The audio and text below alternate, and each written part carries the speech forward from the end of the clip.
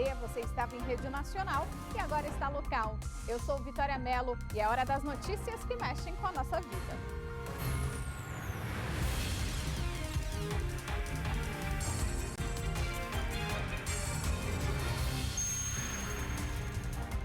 Motociclista bêbado causa acidente grave em Planaltina.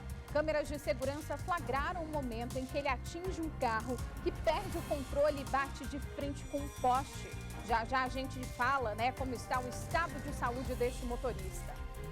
Rapaz de 23 anos morre dentro de casa ao levar um choque enquanto consertava uma geladeira.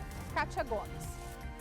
Exatamente, Vitória. Essa tragédia foi na tarde de ontem em Ceilândia. A própria esposa da vítima e também ali vizinhos ajudaram a socorrer esse homem que foi levado para o quartel do Corpo de Bombeiros, mas infelizmente não resistiu.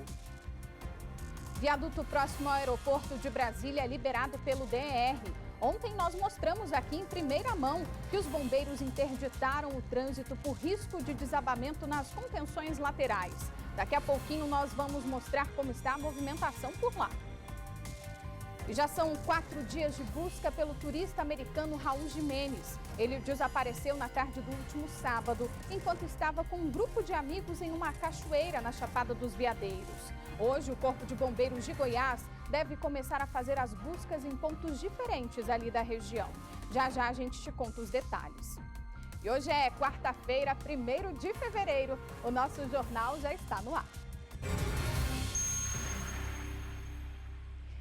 E a gente começa essa edição com uma história muito triste. Um rapaz de 23 anos morreu depois de levar um choque enquanto consertava a geladeira da casa dele. O caso aconteceu lá em Ceilândia e quem vai trazer todos os detalhes para a gente é a repórter Kátia Gomes. Kátia, boa tarde. Parece que os vizinhos desse rapaz levaram ele às pressas ali ao quartel do Corpo de Bombeiros, mas infelizmente ele não resistiu, né?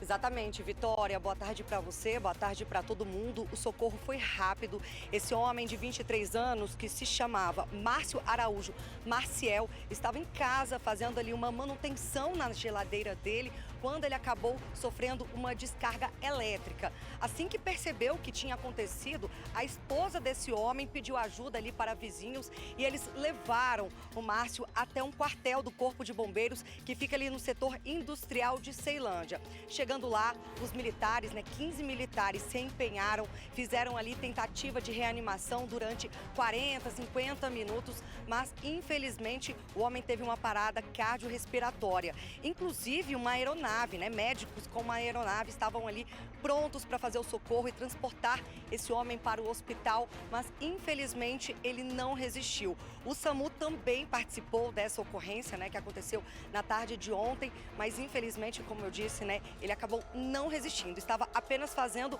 uma manutenção em uma geladeira que sofreu uma descarga elétrica. A gente não tem detalhes exatamente o que aconteceu, se ele estava testando essa geladeira ou se ele estava fazendo uma manutenção com a geladeira conectada ali na tomada. A gente sabe que houve sim essa descarga elétrica e ele acabou não resistindo, Vitória. Que tristeza, hein, Kátia? Mas fica aí o alerta, Muito cuidado, fazer qualquer tipo de manutenção em casa com a rede elétrica ligada. Enfim, tem que tomar muito cuidado porque tragédias como essa acontecem, Obrigada, Kátia. Quem circula ou trabalha ali no setor de oficinas da Estrutural sabe que em tempos de chuva a situação fica difícil. Se não é o alagamento da pista e das lojas, o problema é desviar dos buracos, porque o asfalto praticamente não tem. Dia nublado é dia de tensão para quem mora ou trabalha no setor de oficinas da Estrutural. Aqui basta a possibilidade de chuva e todo mundo já fica em estado de alerta. A gente consegue notar, mesmo num dia seco como hoje, várias poças d'água. Mas a nossa produção recebeu vídeos desse exato local que mostram como fica a situação quando chove de verdade. Tudo alaga as lojas. Entre as quadras 5 e 6, a gente encontrou buracos, lama, bueiros abertos e muito lixo. A sensação é de abandono. É muito ruim porque, querendo ou não, nós aqui pagamos impostos, pagamos conta de água, conta de luz, IPTU. E assim, se era para ter realmente uma prestação do Estado, cadê o Estado? O João Vitor tem uma oficina de pintura de veículos. Ele mostra que na frente do estabelecimento a água chega a bater no joelho, situação que já gerou muito prejuízo para ele. A última vez eu tomei um couro aí de R$6.000, entendeu? Por baixo. Foi o que eu tive que gastar de imediato. Fora outras coisinhas que a loja estava um pouco aberta e com que a água foi saindo, foi levando algumas coisas que estavam no chão. Quem sofre com os problemas afirma que o poder público só aparece para resolver alguma coisa no período de eleição. E aí eles vêm, prometem. Por exemplo, esse setor mesmo nosso aqui, a parte de cima lá foi asfaltado numa época de política. Essa outra parte aqui também foi numa época política. A outra parte de baixo foi outra época política. Então, assim, eles vão condicionando o cidadão que está aqui, que precisa que o Estado esteja presente, para as épocas de política. A Administração Regional da Estrutural informou que pediu à Nova Cap a extensão da rede de águas pluviais do setor de comércio e serviços. Afirmou que sempre faz a limpeza das bocas de lobo. A Caesb explicou que essa quadra que a gente mostrou tem rede coletora de esgotos desde 2009 e que se há alagamento é sinal de que há pontos de entrada de água pluvial na rede de esgoto não autorizadas, sobrecarregando o sistema. A Nova Cap informou também que fez redes de drenagem e pavimentação na estrutural há 15 anos e que faz serviços constantes de limpeza e reparação das bocas de lobo. Mas diz ter muitos problemas com lixo e furta de tampas das bocas de lobo e por isso quem vir algum desses problemas deve acionar a administração regional ou a ouvidoria do GDF pelo 162. Agora você vai ver a história de um pastor evangélico que pregava a palavra de Deus nos cultos, mas era foragido na justiça há 12 anos. O religioso é acusado de ter assassinado um homem a facadas no interior de Pernambuco. O pastor foi preso durante uma celebração em frente aos fiéis. O pastor e professor de teologia Josenildo Severo de Andrade foi preso nesta igreja evangélica, na região metropolitana da capital paulista. Aqui ele dava cursos e fazia pregações. Só que o homem que dizia reproduzir a palavra de Deus era um foragido da justiça por um assassinato cometido em 2011, em Vicência, no interior de Pernambuco. Ele foi preso por policiais da Divisão de Capturas de São Paulo, na frente de seus fiéis.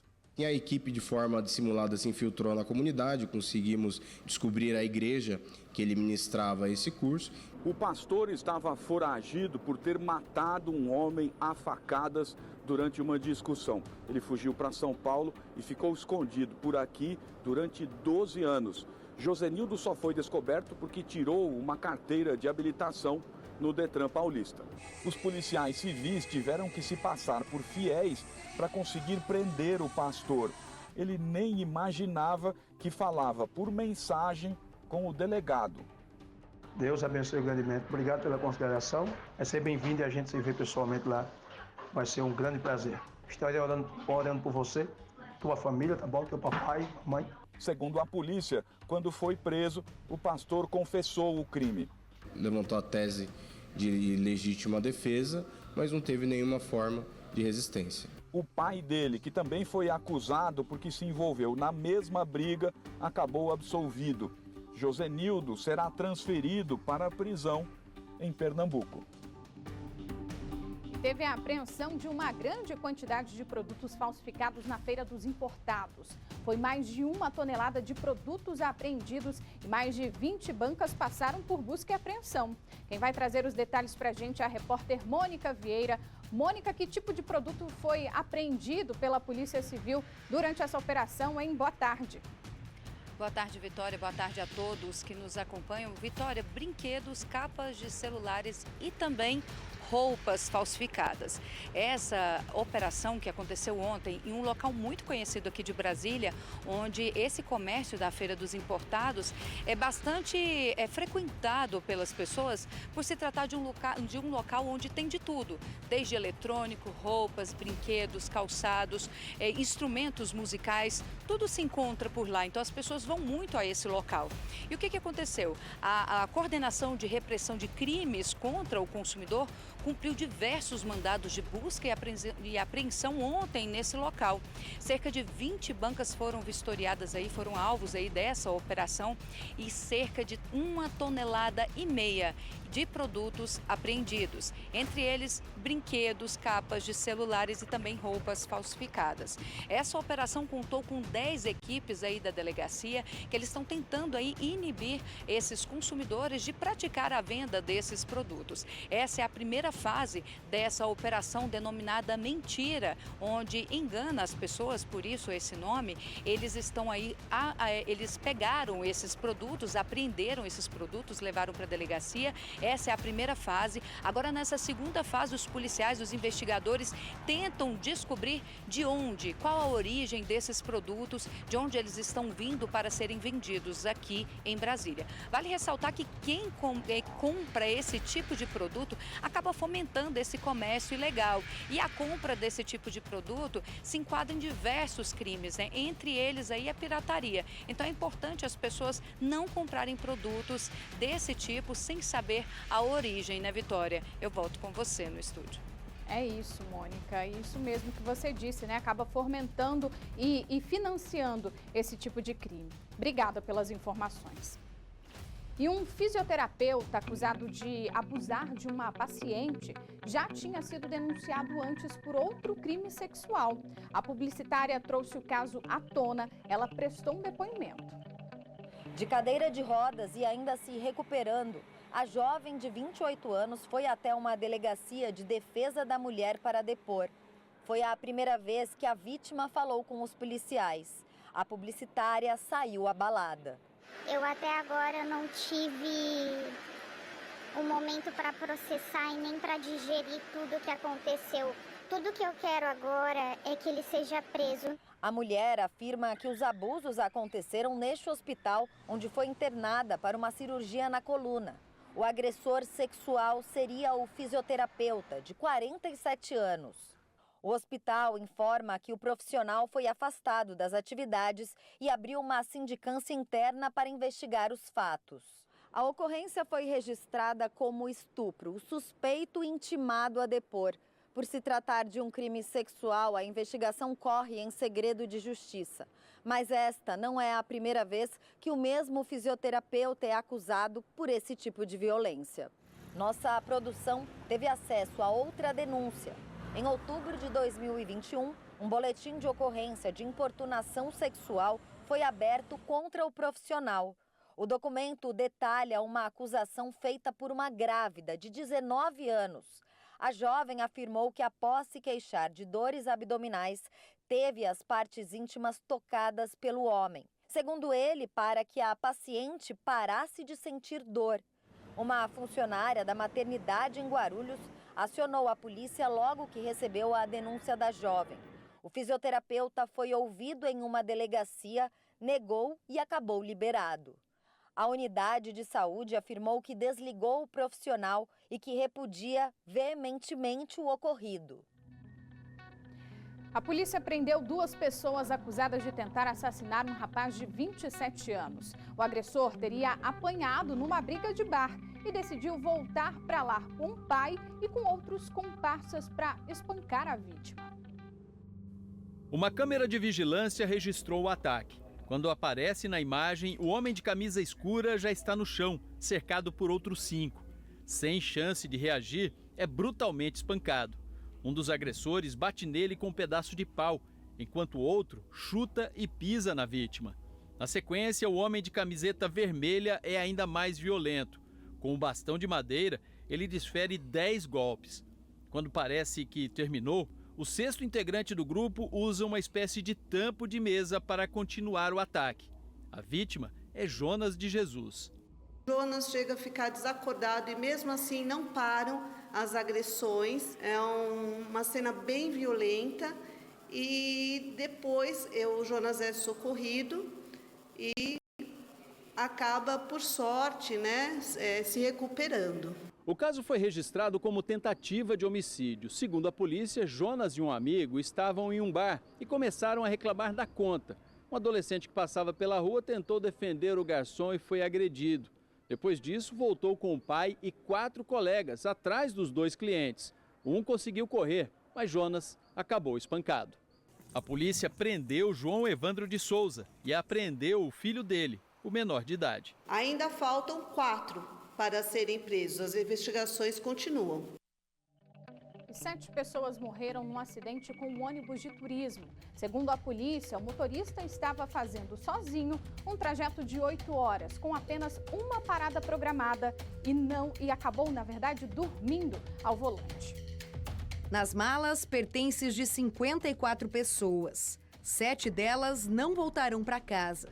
O ônibus de turismo, que saiu de Florianópolis, Santa Catarina, com destino a Foz do Iguaçu, no Paraná, saiu da pista e tombou na altura da cidade de Fernandes Pinheiro, a 150 quilômetros de Curitiba. Alex subiu no ônibus em uma parada em Balneário Camboriú. Ele viajava com o cunhado, que não resistiu aos ferimentos. A gente queria muito, tinha muita esperança de que não fosse ele, mas infelizmente ele era uma das vítimas do acidente. A gente teve a confirmação agora há pouco. Também entre os mortos estão uma criança de 3 anos e a mãe. O pai sobreviveu. Por enquanto, 4 das 7 vítimas já foram identificadas. Resta descobrir agora de quem são os corpos de 2 homens e uma mulher que seriam estrangeiros e na hora do acidente estavam sem o documento de identificação. Mas a gente está em contato também com os consulados, né? Eles estão nos procurando, né? E a gente está buscando essa identificação através de documentos estrangeiros. O delegado que investiga o caso afirmou que o inquérito vai verificar se foi o motorista quem teve culpa ou a empresa que o contratou. Vamos apurar se houve uma eventual negligência, imprudência ou imperícia do condutor, o que caracterizaria uma culpa na conduta dele, ou se foi devido, de acordo com o relato, uma carga excessiva de trabalho.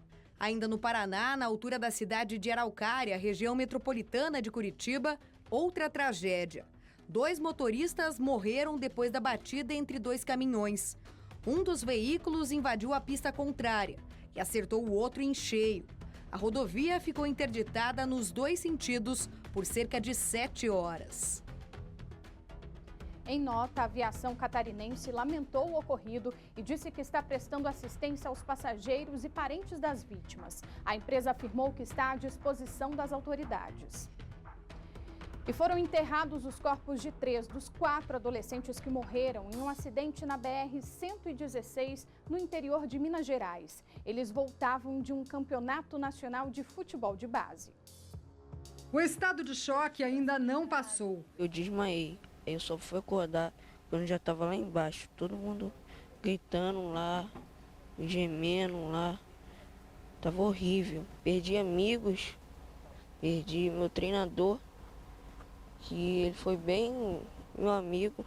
3 das 4 vítimas que morreram após a queda de um ônibus no município de Além Paraíba, em Minas Gerais, já foram enterradas na Baixada Fluminense. O técnico Diogo Coutinho, de 18 anos, em Magé, e os jogadores Kailon da Silva Paixão e Andrei Viana da Costa, de 13 e 16 anos, em Duque de Caxias. 12 pessoas continuam internadas, 2 delas em estado crítico. Um dos adolescentes sofreu uma lesão na coluna e corre o risco de ficar paraplégico. Além da dor da perda de meninos tão jovens, parentes também dizem que faltam respostas para entender as causas do acidente. Eu não sei o que aconteceu, eu peço que seja averiguado tudo direitinho, porque foram vidas perdidas. O motorista também está hospitalizado e ainda não foi ouvido pela polícia, que espera concluir o inquérito em até 15 dias. A investigação vai determinar se o ônibus estava em alta velocidade, como disseram os adolescentes. O que será objeto de confronto com a perícia, né, dos tacógrafos do ônibus que estão recolhidos,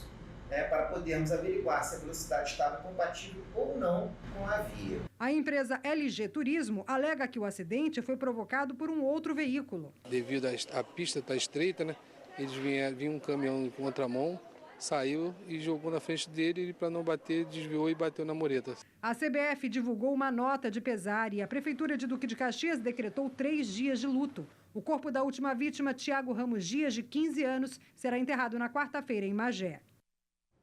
Agora vamos mudar de assunto. Nós vamos mostrar uma iniciativa muito legal. O Centro de Ensino Médio Urso Branco, que fica no Núcleo Bandeirante, está oferecendo um laboratório gamer para os alunos que estão de férias. Foram instalados 7 computadores de última geração que são adequados para os jogos online, com o objetivo de manter os alunos frequentando a escola e para que eles tenham uma ocupação durante o recesso. Olha só que bacana. Quem está lá e vai mostrar para a gente como funciona esse laboratório é o repórter Michael Leão. Michael, boa tarde. Aí, ó, eu ia falar que eu aposto que você já está jogando alguma coisa, mas nem precisa falar, eu já sei, né? Conta aí pra gente os detalhes. Que demais isso aí, hein? Jogando, Vitória, é uma palavra muito forte. Jogando essa galera que tal. O que eu tô fazendo é justamente passando vergonha, mas é uma iniciativa bem bacana. Quem tava me explicando um pouquinho agora de como joga, na verdade, é o Marcos, só que você é um bom professor. O problema é ser o aluno, né? Como é que eu saí nesses primeiros minutos aqui? Tá bem, catei nota 10. Nota 10? Eu acabei de... Vitória, ele que é um professor muito bom. Eu acabei de bater num carro, na árvore, num monte de coisa, mas... É normal? Não preciso ficar chateado? Não. Marcos, me conta uma coisa. Para quem está em casa entender, Vitória, esse laboratório, como você bem disse, fica aqui no Sem Urso Branco, justamente para que os alunos possam aproveitar. E detalhe, no mês de férias agora, que normalmente essa criançada estaria ali, e a gente fracassou na missão, que estariam ali normalmente ociosos, sem terem o que fazer, estão tendo a oportunidade de ter contato com os jogos, com uma estrutura que foi montada justamente para isso. A gente está em um laboratório com esses computadores, são computadores com estrutura para computador, com uma placa de vídeo melhor, com uma internet dedicada e que traz justamente esse acesso ao mundo dos jogos que hoje em dia a gente vê já não é mais uma brincadeira de casa, é até mesmo para algumas pessoas profissão. Como é que é para você ter esse contato aqui, Marcos? Rapaz, poder... Como é que posso dizer? Poder divertir, né? Não ficar na rua, correr perigo na rua aí. Tá aqui conhecendo outro universo. É, outro universo, como você disse. Max, vou deixar você seguir na sua missão, já que eu fracassei a missão dele no jogo, Vitória, mas a Débora tá aqui com a gente também. Vou pedir só para você virar um pouquinho a cadeira pra gente bater um papo. Pra você, como é que é fazer parte aqui desse laboratório, de ter a oportunidade de estar tendo um contato maior com o mundo dos jogos? É muito bom, porque eu não sou uma pessoa, né, de jogar. Aí eu venho aqui pra escola pra jogar, aí eu me distraio um pouco também, saio um pouco de casa. Como é que é pra você esse universo dos jogos? É bom, é bem divertido. Vitória, inclusive, para participar desse laboratório tem um outro detalhe. Não é todo mundo que tem que cumprir alguns requisitos ao longo do ano. É o seguinte, tem que ter um bom comportamento, tem que ter boas notas, compromisso com a escola. Quem vai explicar para a gente direitinho é o diretor. Dreide já está aqui do lado justamente. É uma contrapartida ali, traz os alunos justamente para mais perto da escola, mas tem que manter o compromisso também com as notas, diretor? Claro, a ideia foi dar acesso e oportunidade para que eles desenvolvessem essas habilidades. Em contrapartida, claro que o aluno ele tem que ter frequência, tem que ter um bom desenvolvimento dentro da sala de aula, um bom comportamento, né? Participação é fundamental. Diretor, a gente estava comentando justamente que antigamente a gente via o jogo ali como uma coisa ociosa para os meninos que estavam ali ocupados, meninas se ocuparem, distraírem, só que hoje a gente já começa a enxergar os jogos de outra forma, como uma profissão até, com os esportes por aí, tem campeonatos mundiais que inclusive movimentam muito dinheiro, né? Exatamente, é um mundo cheio de oportunidades. Então o aluno ele desenvolve as habilidades, coloca em prática no mundo lá fora e pode ter aí uma profissão já surgindo, né? Como que surgiu justamente essa ideia de montar o laboratório? Porque a gente não está falando de um laboratório que é utilizado para aulas no dia a dia e que agora está sendo uma temporada para jogos. É um laboratório montado realmente pensando no mundo gamer. Isso. Surgiu da necessidade de implementar, né, um novo ensino médio que tem que dar oportunidade para os jovens desenvolver as habilidades natas dele, né? As áreas de mais conhecimento, vamos dizer assim. E os nossos jovens já têm habilidade nata. Então, por que não montar algo para que ele possa desenvolver essa habilidade nata dele e poder usar no mundo afora, sair daqui com uma profissão, quem sabe? Esse laboratório ele foi montado em agosto do ano passado. O que você já tem aí de resultado, de visão de alunos aí se destacando? A gente tem equipes aqui que já estão participando de campeonatos e estão se destacando aí no regional e no nacional também. Como que você espera agora os próximos anos com o avançar agora voltando às aulas, tem turma nova chegando também? Isso, agora eu quero parcerias, né, parceiros externos para a gente poder dobrar a capacidade do laboratório e ter novos alunos também participando das equipes, montando novas equipes e a gente vai ganhar o mundo. Doutor, como que funciona? Os alunos do Sem Urso Branco podem vir? Como que eles se organizam? Nós temos monitores dentro do laboratório, os alunos fazem agendamento no contraturno e podem participar aqui com horário reservado, vai dar tudo certo. E a gente vê que a turma ela varia desde os menorzinhos para os maiores, uma faixa etária bem ampla ali, vai dos 15 aos 18, como que é? Não, a gente vai mais, menos até, né? Dos 12 até os 18, até os 60 anos, porque a gente tem EJA, Educação de Jovens e Adultos, e está à disposição deles também. Ou seja, não são só os jovens que podem ter acesso, aqueles jovens com um pouquinho mais de idade também. Pode, com certeza, e são bem-vindos, né? É a oportunidade de ter uma vivência no mundo diferente que não tinha na época deles, né, de escola. Vou aproveitar para atrapalhar mais uma coleguinha aqui. Você vira um pouquinho sua cadeira, por favor. Sei que o jogo online não pausa, Vitória. É um dilema, inclusive, com as mães em casa. Pausa e vem comer, não tem como pausar jogo, né? Não. Mas me conta uma coisa, para você, como é que é essa vivência? Eu não jogo muito no dia a dia, mas acho que é uma experiência muito boa para todo mundo que está começando agora ou quem já joga há muito tempo também.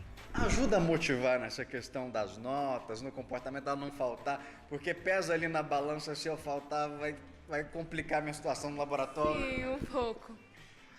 Você acha que serve de incentivo? Sim.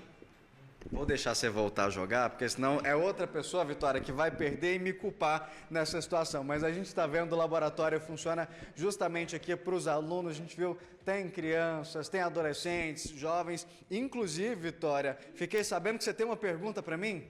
Tenho, eu queria saber, são vários jogos ou jogos mais ali focados em competições? Porque como o diretor estava falando, né, tem para todas as idades, do EJA até 12 anos, as crianças com 12 anos de idade. Então, o leque é grande e são jogos específicos ali? Vitória, pelo que eu vi, dá uma variada boa, mas quem vai explicar pra gente é o Drade. A Vitória estava querendo saber o seguinte, são jogos específicos ou é livre? Como que seleciona aí? Os jogos são livres, né, é da preferência deles, justamente para que eles tenham mais afinidade naquele tipo de jogo que eles pretendem, né? Se especializar, se ter mais habilidade ali. Então é livre, eles podem jogar o que eles quiserem. Até porque, diretor, a gente vê que é um universo muito amplo, né? São várias áreas, vários tipos de jogos, jogos individuais, jogos em equipe, equipes que muitas vezes estão cada um num canto, né? Isso, são os jogos online, né? E hoje movimenta muito dinheiro e muita oportunidade, né? Então é isso que a gente quer dar para o nosso estudante, acesso e oportunidade. Vitória, é bom a gente ver que a própria escola passou a enxergar esse universo aqui, o mundo dos games, como uma possibilidade de futuro para essas crianças. Então já trabalha elas ao longo dessa formação acadêmica também para esse futuro. Isso, eu quero que eles saiam daqui assim, já com a vida ganha lá fora. Eu estou construindo aqui o jovem, né, o desenvolvedor de games do amanhã. E, Vitória, o mais importante, sem deixar de lado, claro, aquela educação tradicional, das disciplinas que são obrigatórias, isso aqui é um complemento. No contraturno, no período normal, eles vão lá, seguem as aulas que existe lá justamente aquela carga horária obrigatória e no contraturno, ao longo desse dia, eles podem vir para cá treinar essas habilidades. Oi, Vitória. Não, e eu acredito que o investimento da escola, né, nessa tecnologia deve ter sido muito grande. Eu queria saber, entender até para outras escolas, né, se inspirarem, porque é uma atitude super legal, um projeto super legal que dá para ser ampliado para as outras instituições. Como foi esse planejamento, até mesmo financeiro? Porque a gente sabe que esses equipamentos não são baratos, né?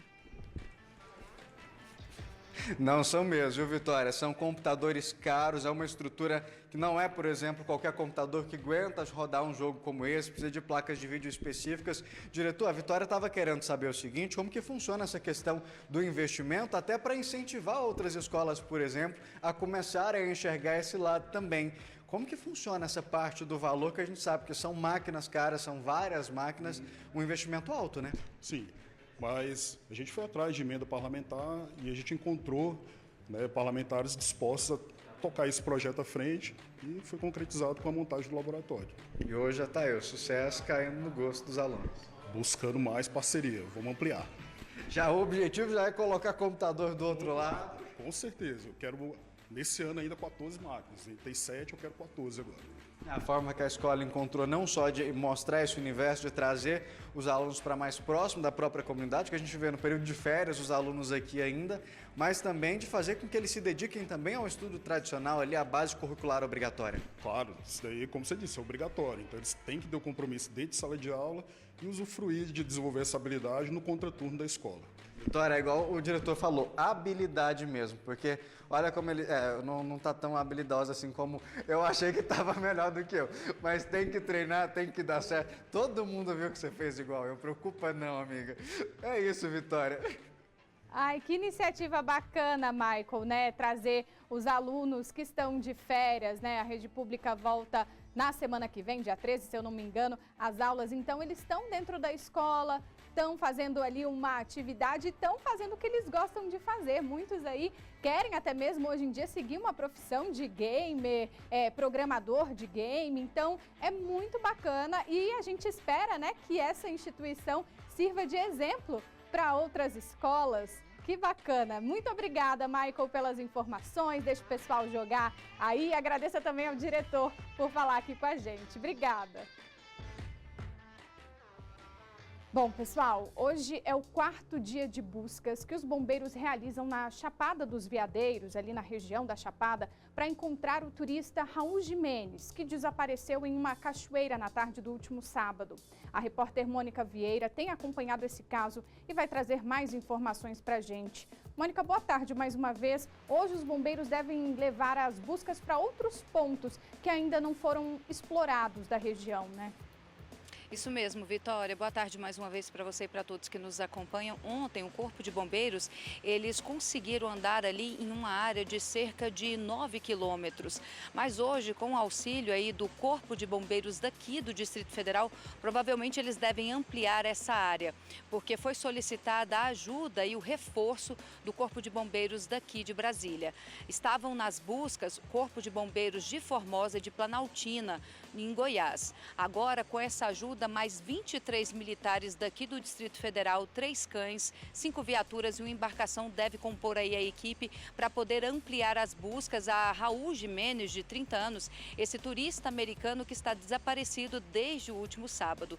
Na segunda-feira, a equipe do Corpo de Bombeiros conseguiu localizar o protetor solar desse jovem, que foi confirmado mesmo que se tratava de um objeto que pertencia a ele, que estava na mochila que ele usava quando estava fazendo essa trilha ali e estava próximo a essa cachoeira, a Raizama, quando uma tromba d'água aumentou, né, o volume da água no local e ele desapareceu. 4 amigos que estavam com ele nesse dia, que foi no sábado, por volta de 5 horas da tarde, eles conseguiram ser socorridos pelo Corpo de Bombeiros. Um deles chegou a ficar ilhado por cerca de 6 horas. O socorro foi solicitado por volta de 5h20. Esse jovem ali foi localizado pela equipe do Corpo de Bombeiros ilhado cerca de 6 horas depois, por volta de 11 horas da noite. Desde então, as equipes trabalham para tentar localizar Raul Jimenez, que ainda não foi localizado. Por sorte, o clima está favorável. Desde sábado não chove na região. Isso facilita as buscas. A equipe do Corpo de Bombeiros tem utilizado drones, equipamentos ali que eles são câmeras submersas para poder ver a movimentação por baixo d'água. Tem os cães farejadores, mas infelizmente até o momento nada de achar aí o Raul. Mas seguem as buscas agora com esse reforço. A equipe aqui de Brasília chegou a se deslocar para a Chapada dos Veadeiros hoje por volta de 11 da manhã para compor essa equipe do estado de Goiás, que mais de 30 homens já estão trabalhando desde o último sábado ali na região de Alto Paraíso de Goiás, na Chapada dos Veadeiros, ali próximo a realmente essa cachoeira Raizama, onde foi o desaparecimento desse jovem. Então hoje eles devem percorrer mais de 10 quilômetros para poder tentar achar alguma pista desse jovem. E a gente segue, é claro, né, Vitória? A gente sabe que 4º dia vai perdendo um pouco as esperanças de achar com vida, mas a gente segue aqui tentando, né, mandar esse pensamento positivo para a família, para os amigos, de que ele possa estar em algum lugar ali recluso, tentando se abrigar, até porque é um jovem que não é brasileiro, né? Ele mora nos Estados Unidos, ele veio para cá, não conhece a região. Quem mora aqui já não tem essa facilidade. O ideal é andar com um guia ali, porque existem os pontos onde a pessoa pode se perder. Nesse caso da tromba d'água, que provavelmente foi isso que fez com que ele desaparecesse ali na região. Então, um pouco mais delicada essa situação. Mas a gente não perde as esperanças e aí tem fé que ele possa ser encontrado com vida. E a gente segue acompanhando esse caso e qualquer novidade a gente volta a falar aqui para você e para o pessoal de casa. Nós inclusive temos um vídeo, né, uma entrevista do Corpo de Bombeiros de Goiás que fala um pouquinho sobre essas buscas. Vamos acompanhar. Hoje, devido à diminuição das chuvas e redução no volume de água no Ribeirão São Miguel, nós conseguimos avançar em alguns pontos que nos dias anteriores nós não conseguimos avançar. Hoje conseguimos percorrer uma distância de 10 km sentido rio abaixo, empregando um efetivo total de 36 homens, sendo 20 bombeiros militares do estado de Goiás e 20 voluntários de um grupo de busca e salvamento da própria região. Nós empregamos os nossos homens realizando a varredura pelo leito do rio, descendo rio abaixo, realizando a busca superficial nos remansos. Utilizamos a nossa equipe de mergulhadores para realizar a busca submersa em alguns pontos de interesse. Empregamos equipes de busca terrestre e nossos cães farejadores para realizar a busca em ambas as margens do rio. E empregamos também o nosso drone de câmera térmica durante todo o percurso. E também conseguimos hoje empregar equipes descendo em alguns pontos mais distantes, utilizando o bote, avançando alguns pontos mais distantes, alguns pontos de interesse, como ilhas que surgiram hoje no leito do rio. Infelizmente, não conseguimos o êxito hoje de localizar a vítima, mas pela probabilidade do tempo se manter estável como se manteve hoje, amanhã conseguiremos avançar em novos pontos de busca. E felizmente o tempo continua seco aí, né? Sem chuva, pode-se dizer seco não, mas nesse período de verão que chove bastante, Vitória, continua aí sem cair chuvas na região e isso vai facilitar o trabalho do Corpo de Bombeiros na região. É uma força-tarefa entre as equipes dos bombeiros do estado de Goiás, agora com a equipe aqui do Distrito Federal. A Prefeitura de Alto Paraíso de Goiás também está dando todo o apoio para as buscas. Existem voluntários e os pais desse jovem, do Raul Jimenez, de 30 anos, também seguem acompanhando esse caso aí, todo o desdobramento, e é lógico, todo mundo aí na expectativa de que esses lugares onde as equipes devem passar por hoje possam dar um norte para essas buscas, para que ele possa sim ser localizado e, é claro, a gente espera que com vida, Vitória. Sim, é o que a gente espera, Mônica, e fica o alerta, né? A gente sabe que o verão aqui no Distrito Federal, Goiás, é uma estação chuvosa. Então, como a gente até conversou essa semana com o Corpo de Bombeiros aqui do Distrito Federal, o militar explicou bem, né, que às vezes está chovendo em uma área, mas não está em outra. Então, a água que desce ali, ela sobe muito rapidamente. Então, para você sair, assim, tem que ficar muito esperto e tomar todos os cuidados, porque é muito perigoso, né? Obrigada, Mônica, pelas informações. Vamos ao noticiário político. O presidente Lula assinou 2 decretos para aumentar a participação da sociedade civil em decisões do governo federal. Lula também barrou 18 indicações feitas pelo ex-presidente Jair Bolsonaro para cargos no governo federal e embaixadas brasileiras. No fim do ano passado, o então presidente Jair Bolsonaro havia indicado 18 pessoas para cargos que são de nomeação do presidente, mas que precisam da aprovação do Congresso Nacional e não foram apreciadas pelos parlamentares. Lula cancelou 7 indicações para agências reguladoras, 7 para embaixadas, Turquia, Argentina, Emirados Árabes, França, Itália, Holanda e Grécia, 1 para a Organização Mundial do Comércio, 2 para a Autoridade Nacional de Segurança Nuclear e uma recondução na Defensoria Pública da União. Nesta terça-feira, o presidente Luiz Inácio Lula da Silva também assinou 2 decretos para garantir a participação da sociedade civil em decisões do governo federal.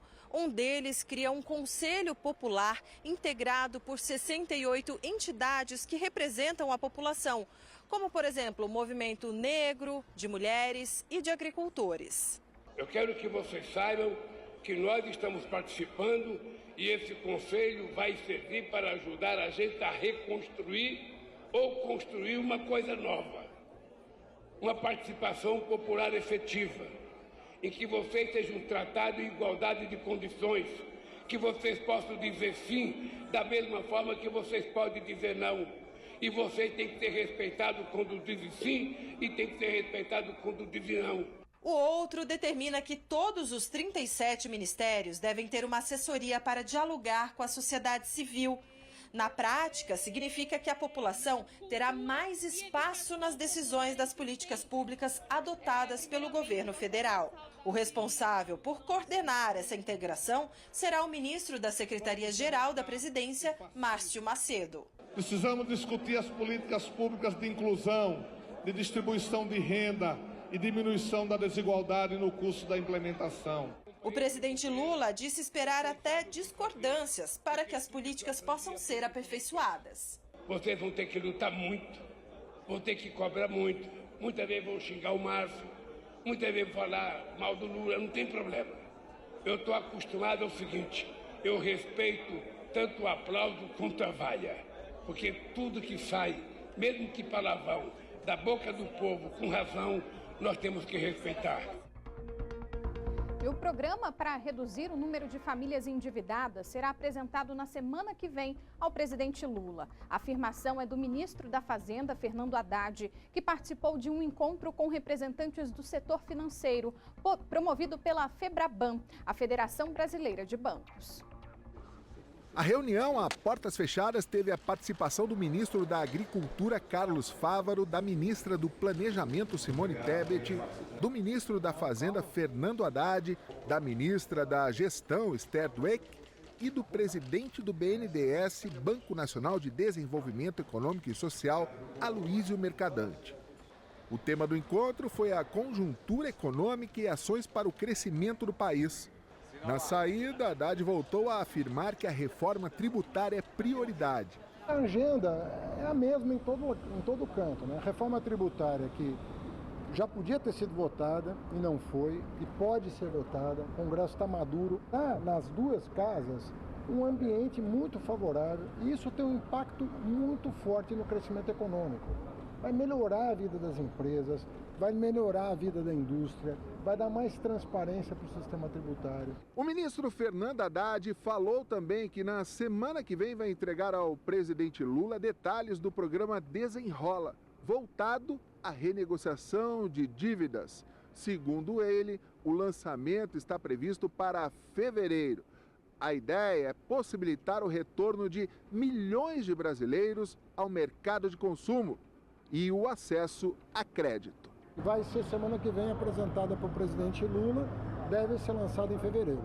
A necessidade de ampliar o crédito para a população foi reiterada pelo presidente do BNDES. Nós queremos fazer mais e fazer especialmente para micro e pequena empresa. Estávamos conversando com a FEBRABAN hoje e como reduzir a taxa de juros para esse segmento, para que o pequeno industrial, o lojista, o pequeno empreendimento tenha melhores condições.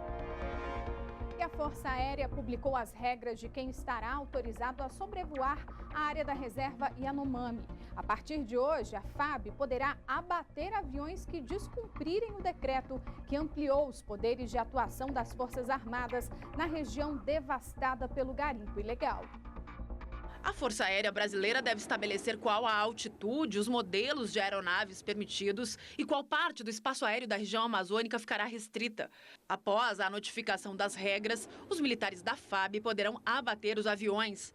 As mudanças fazem parte do decreto publicado nesta terça no Diário Oficial da União, que amplia os poderes dos Ministérios da Defesa, da Saúde, Desenvolvimento Social e Povos Indígenas para atuação na região. O documento diz que fica sob a responsabilidade da FAB a adoção de medidas de controle contra todos os tipos de tráfego aéreo suspeito de ilícito. Antes do decreto, o Exército já havia publicado na sexta-feira um conjunto de diretrizes para atualizar a conduta dos militares da Força com os indígenas.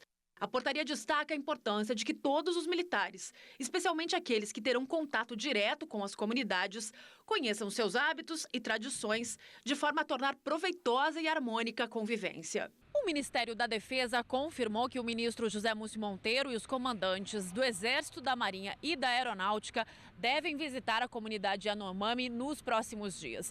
Em meio ao reforço da operação planejada pelo Palácio do Planalto, a Procuradoria-Geral da República informou nesta terça que já está apurando a conduta de autoridades que tiveram cargos no governo de Jair Bolsonaro e que podem ter agravado a crise sanitária na região.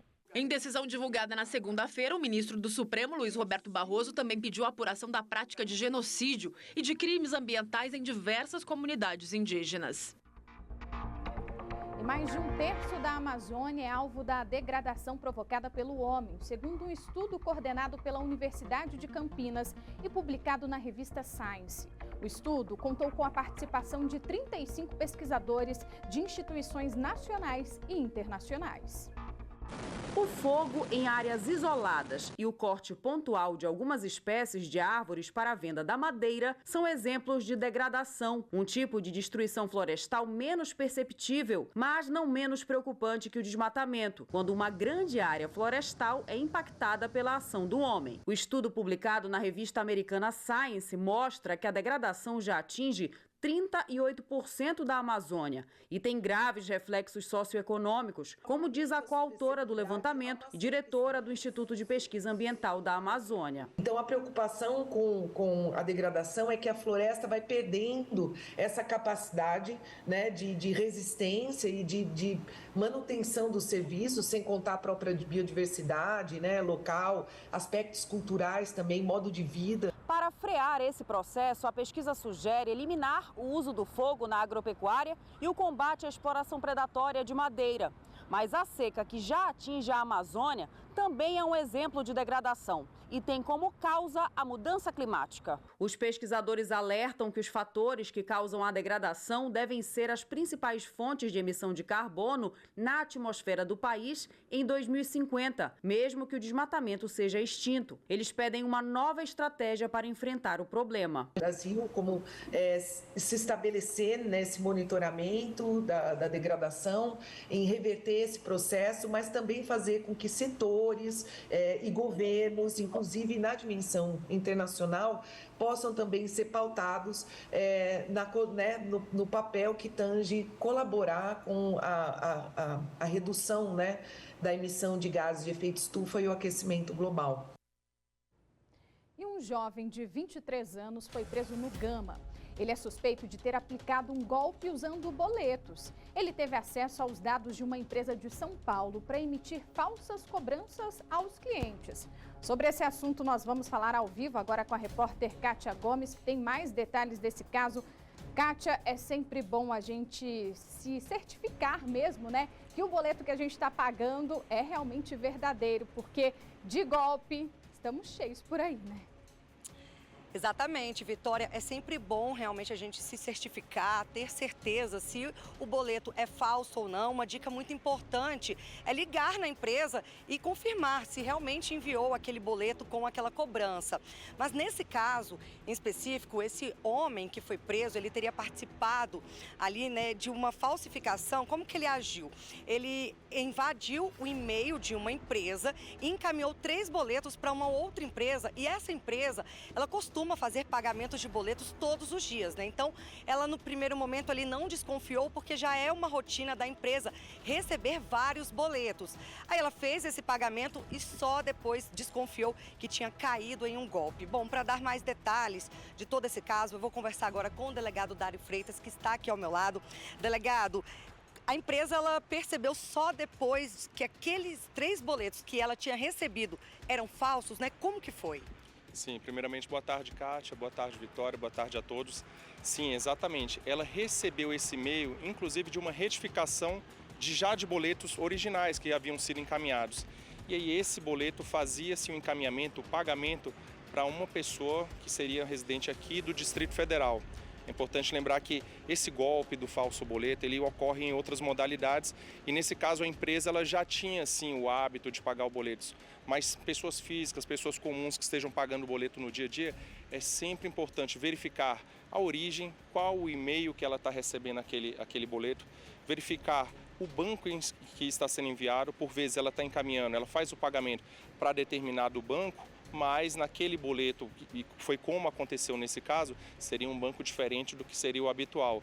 E, óbvio, verificar quem seria o destinatário, ou seja, o beneficiário daqueles valores.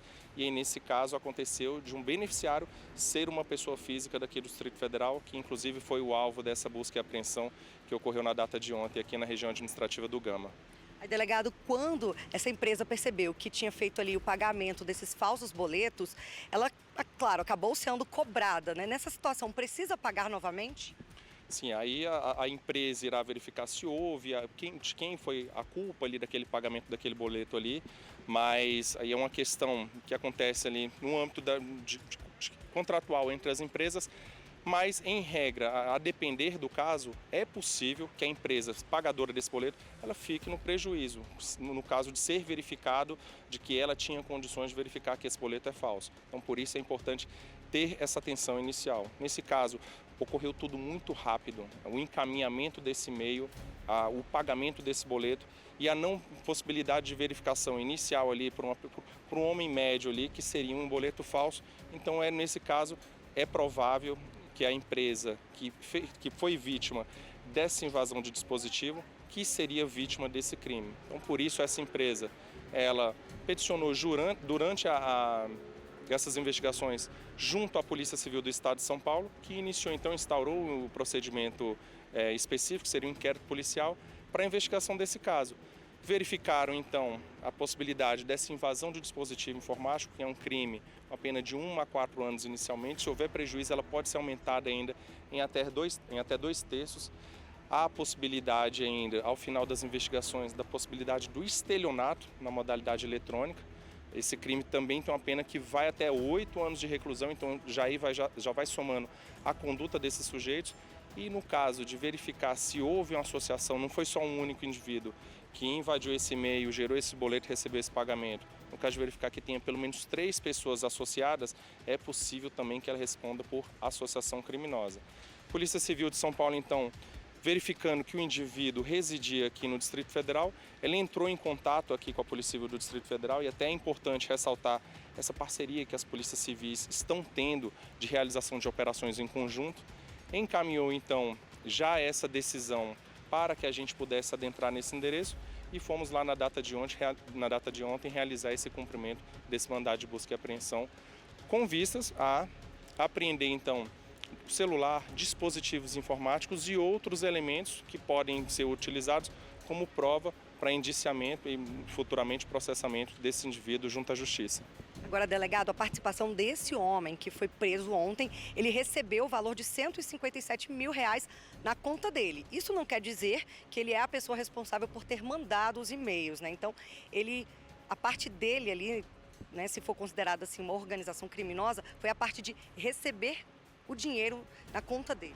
Exatamente. Inicialmente, as investigações elas irão avançar nesse sentido, se ele foi o responsável, se ele quem tinha domínio desse fato de invadir os dispositivos, realizar encaminhamento desse e-mail, produzir esses boletos falsos e também de receber. Mas, a priori, o que se tem é que esse indivíduo ele é o suspeito por ter recebido, haja vista que ele recebeu em sua conta bancária. Então, a participação dele a gente chama de beneficiário, é aquela pessoa que, inicialmente, que cede essa conta bancária para que seja praticado outros crimes, para que haja então o proveito desses crimes, que em regra são o furto mediante fraude, o estelionato na modalidade eletrônica, e lembrando que essa pessoa, da mesma forma, ela vai incidir nas mesmas penas de quem praticou o crime.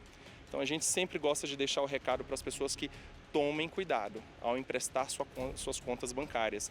A nossa delegacia, a Delegacia de Crimes Cibernéticos, ela já deflagrou diversas operações e esses indivíduos que cederam suas contas, eles responderam juntamente com quem tinha ali o domínio do fato, quem estava em nível de líder da organização, por crimes, por exemplo, de furto na modalidade eletrônica, no caso de um furto ali de uma instituição bancária.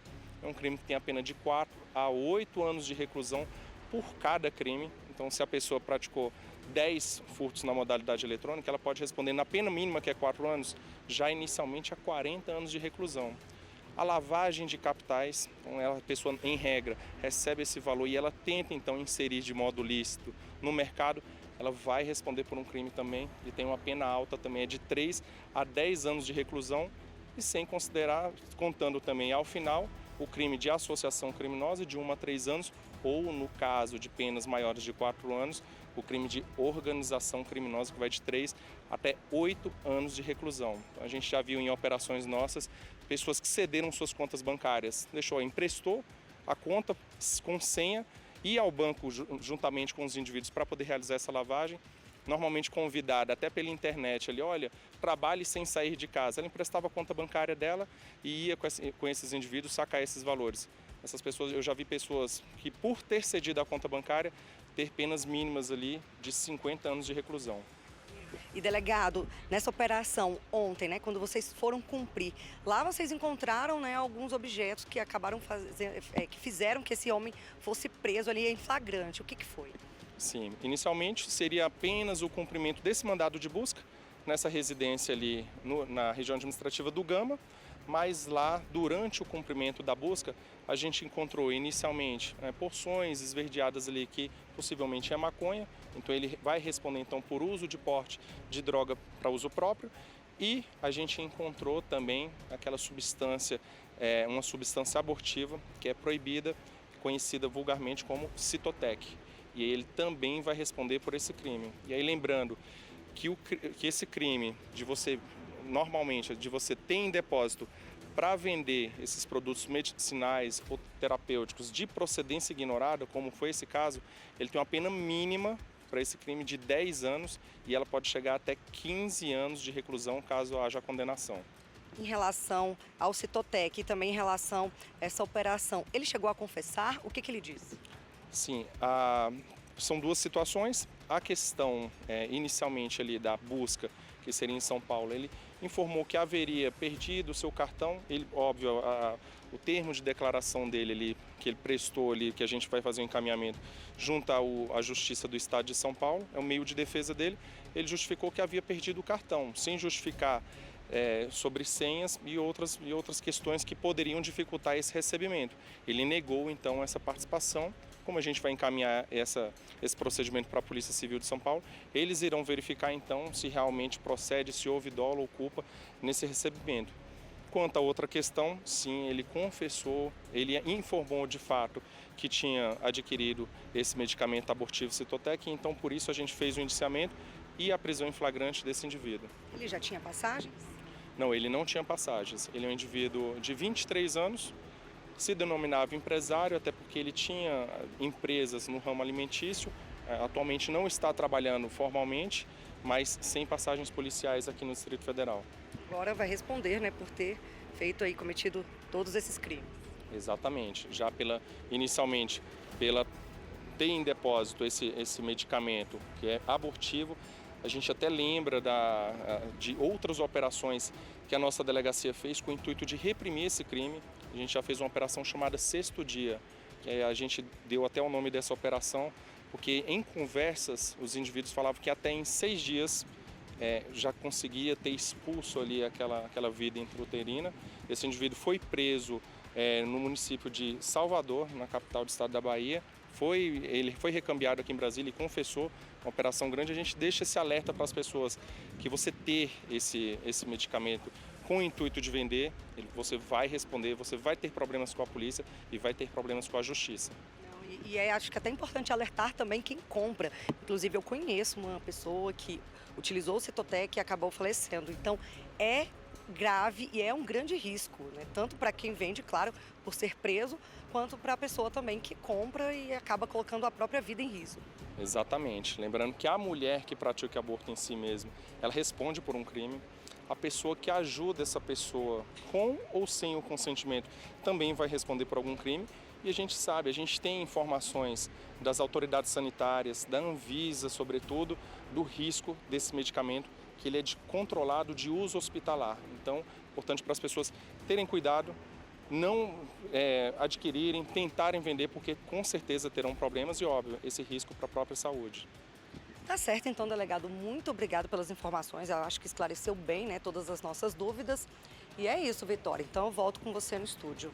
Ô, Kátia, eu tenho só uma pergunta para fazer para o doutor. Como são dados, né, que esse criminoso conseguiu de empresas de São Paulo e a investigação se iniciou por lá, será que essa organização criminosa seria uma organização criminosa que poderia estar presente com vários braços aqui pelo Distrito Federal, São Paulo, por vários estados e regiões do país? Esse é um próximo passo da investigação? Delegado, a Vitória perguntou-se, já que um foi preso aqui em Brasília, né? Mas o crime foi em São Paulo, existe a suspeita de que seja uma organização criminosa que tenha braços ali em outras cidades, além aqui do DF? A investigação vai caminhar nesse sentido para tentar identificar outras pessoas, talvez em outros estados? Sim, com certeza. As polícias civis, elas já têm esse trabalho, essa parceria, esse trabalho em conjunto, justamente para poder facilitar, ter braços em outros estados da federação.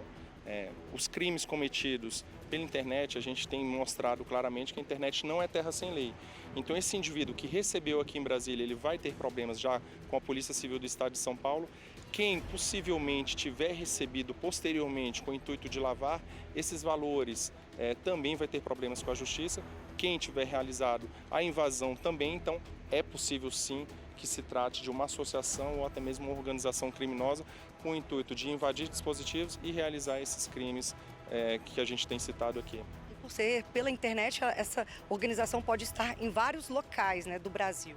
Exatamente. Em regra, inclusive, essas organizações elas têm atuado, a internet ela tem facilitado, a gente sabe que a internet tem diversos benefícios e as pessoas têm usado para o mal, que seria a ramificação de organizações, de associações criminosas em diversos estados. Mas isso não impede o trabalho da polícia, que tem realizado operações em conjunto e em vários estados ao mesmo tempo. A própria DRCC ela já realizou uma operação em que no mesmo dia, de forma sincronizada, a gente conseguiu deflagrar uma operação que foi realizada em 8 estados ao mesmo tempo. Então, com mais de 50 policiais aqui da Polícia Civil do DF em outros estados, justamente para poder reprimir esse crime e dar segurança aqui para a sociedade brasiliense. Certo, então, muito obrigado, delegado. Então é isso, Vitória, eu volto com você no estúdio. Muito obrigada, Kátia, pelas informações. Agradeço também a participação do Dr. Dário, que está sempre aqui presente no nosso jornal. Obrigada. Bom, e Brasília vive a expectativa da eleição dos presidentes da Câmara e do Senado hoje. No Senado, a disputa está acirrada. Apoiadores do governo e da oposição se mobilizam em busca de votos para Rodrigo Pacheco e Rogério Marinho. Em São Paulo, a ministra do Planejamento e ex-senadora Simone Tebet disse que está fazendo campanha para Rodrigo Pacheco. Estou em plena campanha, como disse, no horário de almoço, porque nos demais horários eu sou ministra de Estado. Nosso governo está apoiando a reeleição do presidente Pacheco.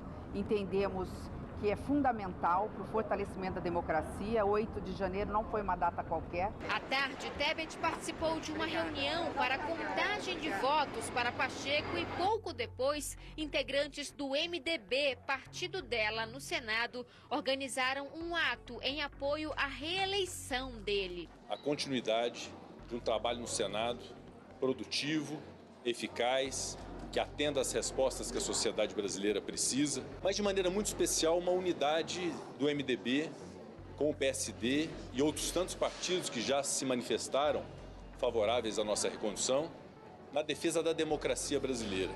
Rogério Marinho, ex-ministro de Jair Bolsonaro, mantém conversas com vários parlamentares de partidos que estão divididos em relação à eleição. 3 senadores do PSD, partido de Rodrigo Pacheco e maior bancada do Senado, anunciaram que irão apoiar Marinho. Nós hoje temos a convicção da necessidade de darmos o maior protagonismo ao Senado da República, de fazer com que o Senado, de fato, volte a ter essa sintonia, volte a ter esse vínculo com a sociedade brasileira. Na noite desta segunda-feira, Marinho participou de um jantar promovido pelo Partido Liberal, que contou com a presença da ex-primeira-dama Michele Bolsonaro. O marido, Jair Bolsonaro, continua no exterior, mas enviou mensagem. Marinho representa o que o Brasil quer lá no Senado, resgatar os nossos valores, a volta da democracia, da liberdade O terceiro candidato na disputa, senador Eduardo Girão, defendeu a independência do Senado. Nós vamos decidir se o Senado vai continuar a ser, infelizmente, um puxadinho do STF e também do governo Lula, ou se ele vai ter a independência para ser forte, para realmente barrar eventuais abusos e devaneios do atual governo. A disputa segue acirrada e tudo indica que a eleição no Senado só deve ser definida no segundo turno. A votação está marcada para esta quarta à tarde. Até lá, os candidatos devem participar de várias reuniões em busca de apoio. São necessários 41 votos entre os 81 senadores para garantir a presidência. Na Câmara, a reeleição de Arthur Lira é dada como certa. Ele disputa a vaga com o deputado Chico Alencar, do PSOL. E ainda sobre esse assunto, nós vamos conversar agora ao vivo com a repórter Soane Guerreiro. Soane, boa tarde. A sessão de posse dos 513 deputados eleitos em outubro do ano passado já ocorreu pela manhã, né? Mas a eleição do novo presidente da casa está prevista para o período da tarde, é isso? Assim como deve acontecer lá no Senado Federal. Dia cheio aí no Congresso, né? Conta pra gente como que tá a movimentação por aí e a expectativa para essas disputas. É isso mesmo, Vitória, tá uma movimentação intensa, a gente fala aqui bem em frente ao plenário da Câmara dos Deputados, é nesse corredor aqui que estão passando os parlamentares, os familiares e foi lá dentro a posse que terminou ainda há pouco. Inclusive a gente teve uma intercorrência aí no meio dessa posse porque o pai do atual presidente da Câmara, Arthur Lira, passou mal e o Corpo de Bombeiros teve que entrar então dentro do plenário para acudir o pai de Arthur Lira, que inclusive deve ser reeleito então na eleição desta tarde. A gente conversou com líderes de vários partidos e cerca de 20 partidos já disseram que fecharam questão e que devem votar em Arthur Lira. A gente tem outros candidatos concorrendo aí nessa eleição, outros 2 deputados, mas quem deve então ser reconduzido mesmo é Arthur Lira. A gente mostra para vocês então essa movimentação, por quê? Bom, nessa manhã então foi a posse, terminou ainda há pouco, 513 deputados, então movimentação intensa, cada um deles pôde trazer até 4 integrantes da família, mas lá no plenário mesmo só entraram autoridades e os parlamentares. E agora, durante a tarde, no início da tarde, a gente vai ter aquela reunião de líderes, em que os líderes de partidos se reúnem para definir então em quem devem votar, não só em relação à presidência da casa, como também a chamada mesa diretora, que é quem coordena esses trabalhos aqui dentro da Câmara e dentro do Senado. E aí são várias vagas, tanto para a vice-presidência da Câmara, para as secretarias da Câmara, e cada um tem uma função e, claro, os partidos querem, então, ter representantes aí na mesa diretora da Câmara. E eu vou mostrar para vocês o seguinte, que durante a tarde, depois dessa eleição, depois dessa reunião de líderes, vamos ter a eleição então de Arthur Lira, dos presidentes e secretários. E como vai funcionar, né, essa eleição? O voto é secreto e, portanto, os parlamentares vão entrar naquelas cabines ali que o Helder está mostrando para vocês. Foram montadas 12 cabines, 9 aqui fora, como vocês podem ver, aqui fora do plenário, e 3 lá dentro. Esse voto, ele é secreto, mas aí os parlamentares então virão até essas cabines e irão registrar o voto, que vai ser eletrônico. E depois disso, então, a gente vai ter o resultado não só para presidente, como também da mesa diretora. Mas lá no Senado, a votação vai ser um pouquinho diferente. Primeiro que a posse lá também começa na parte da tarde, então, por enquanto, lá está vazio, né? Mas daqui a pouco vai começar então essa movimentação. E lá hoje só deve ser eleito o presidente da casa. A votação para esses demais cargos aí só deve ocorrer amanhã. Inclusive o presidente Lula iria, né, participar amanhã, ele iria vir aqui ao Congresso, mas vai enviar um representante, que é o ministro da Casa Civil, Rui Costa, para enviar essa mensagem aqui ao Congresso. Então a gente tem muito pacificado como deve ser essa eleição aqui na Câmara dos Deputados, mas no Senado o processo é diferente. Muito se fala que esse processo de polarização do Brasil que a gente viu aí, né, essa distância entre direita e esquerda, de certa forma, foi transposta lá para o Senado, que a gente vê ali um candidato apoiado pelo pelo ex-presidente Jair Bolsonaro e pela base de Bolsonaro, e outro candidato apoiado, né, pelo governo Lula. Então, muito tem se questionado também de como será esse pós, né, depois que o presidente lá foi eleito, como será feito para pacificar lá os trabalhos, já que a gente sabe que o governo ele precisa então atuar de forma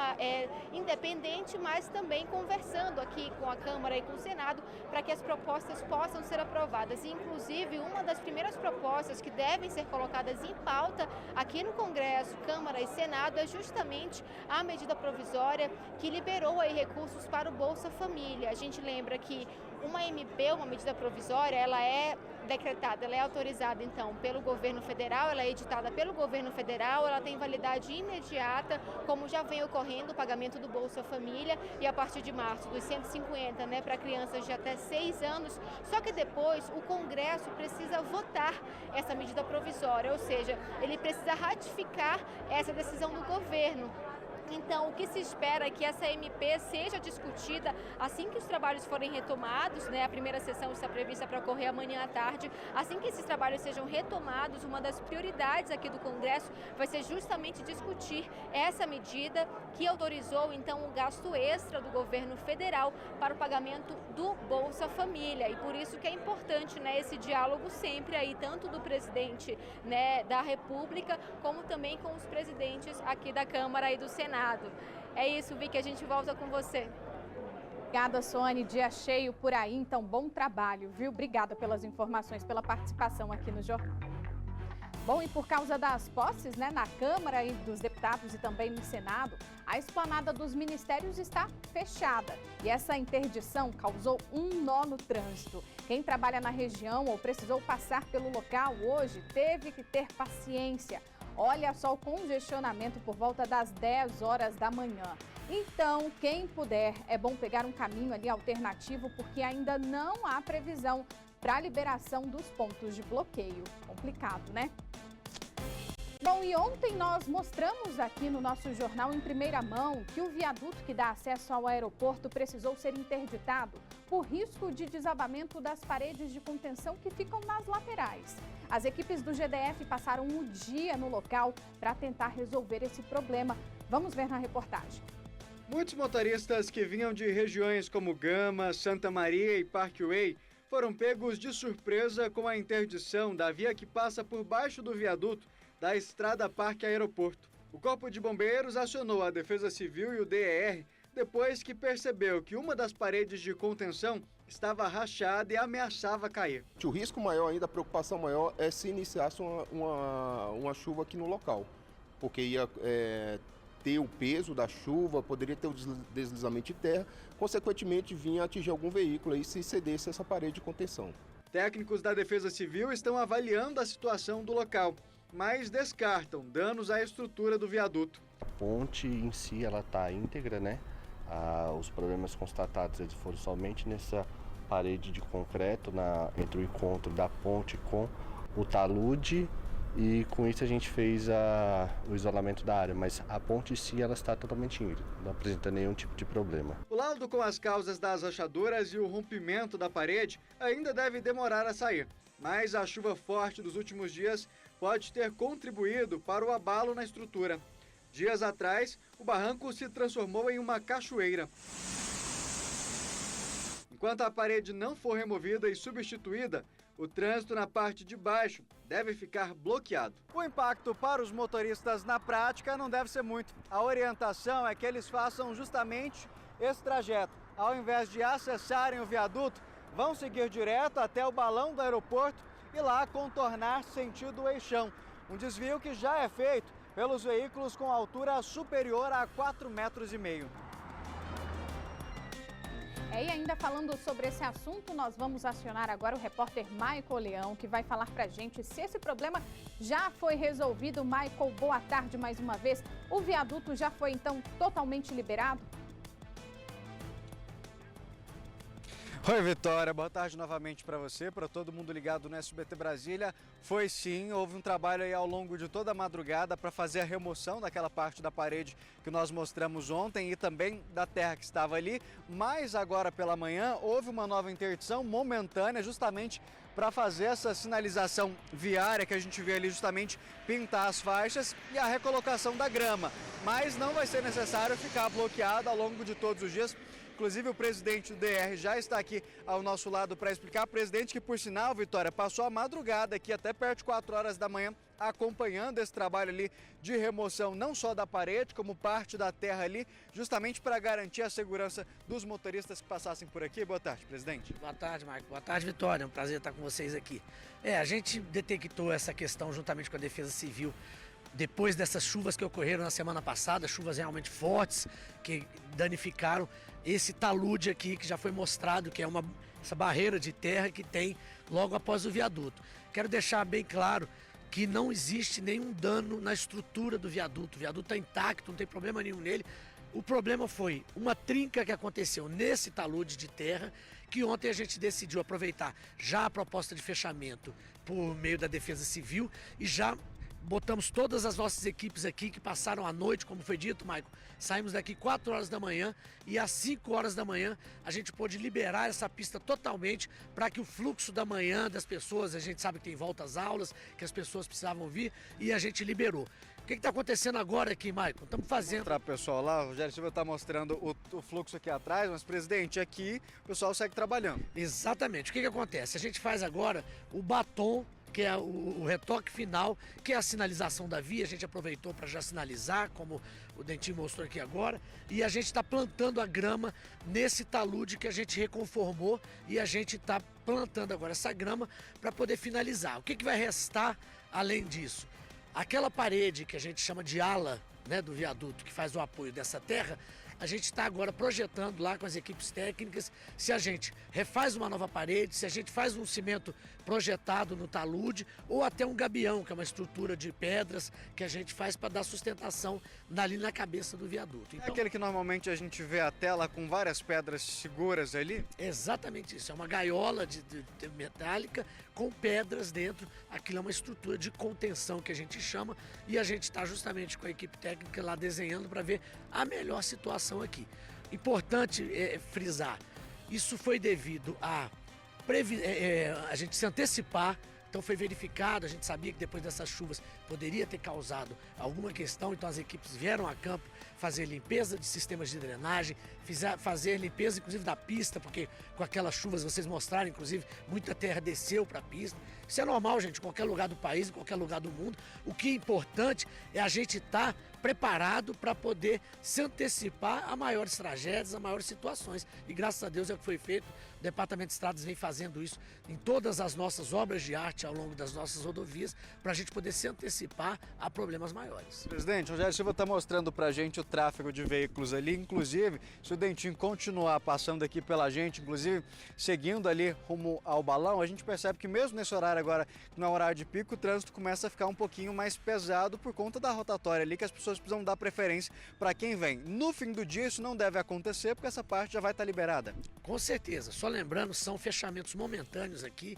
As pessoas podem até falar, poxa, mas diz que ia liberar. Foi liberado, durante todo o período do rush foi liberado e a gente agora fecha em pequenos intervalos para que a gente possa concluir o trabalho. E eu acho assim que está muito tranquilo, inclusive, porque essa chegada no Balão da Sara é uma opção bastante tranquila que as pessoas eram acostumadas, inclusive antes de ter esse viaduto aqui, né? Então, mas não impede isso, que a gente vai liberar o mais rápido possível. E a gente viu que ali parte da parede ela foi retirada, aquela que continua ali é porque não foi apresentado nenhum risco e deve integrar essa obra que vai ser feita ali. Perfeitamente. Essa noite nós agimos para tirar qualquer risco que pudesse ter para a população, para o motorista, para quem passa aqui.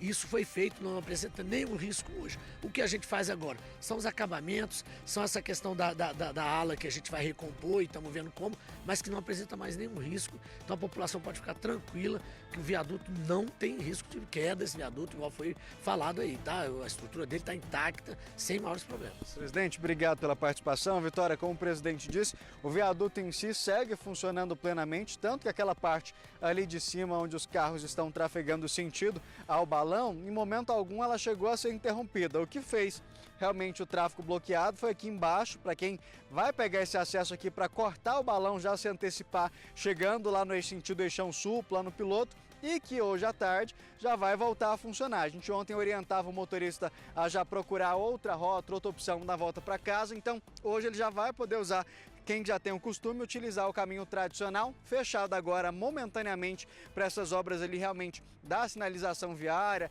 colocação da grama ali, mas isso não impede que logo mais o tráfego seja liberado novamente. Vitória. Um alívio, né? Ontem mesmo o Rogério Silva mostrou aquele concreto bem inclinado ali, a gente já consegue ver, né? Ele mostrou ali pra gente que foi retirado esse concreto que corria ali o risco de desabar. Aquele gramado, né, inclinado que você mostrou ontem, Michael, também foi retirado. A gente vê ali os trabalhadores colocando, né, novos gramados, uma grama novinha ali em folha. Então agora é um trabalho de acabamento e já a gente espera que esse viaduto já seja totalmente desbloqueado. Obrigada, Michael, pelas informações.